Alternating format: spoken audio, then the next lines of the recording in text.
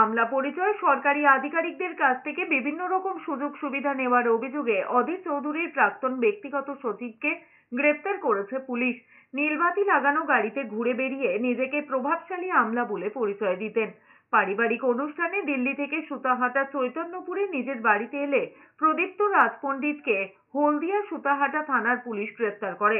তার বিরুদ্ধে প্রতারণা, প্রতিশ্রুতি ভঙ্গ, মোটর ভেহিকেল অ্যাক্ট লঙ্ঘনের অভিযোগ আনা হয়েছে। হলদিয়া মহকুমা আদালতে প্রদীপ্তকে তোলা হলে 12 দিনের পুলিশ হেফাজতের নির্দেশ দিয়েছেন বিচারক। যদিও অধীর চৌধুরী বলেছেন, ভোটে হেরে যাওয়ার পর প্রদীপ্ত রাজপণ্ডিত তার স্টাফ নন, সংসদের স্টাফ।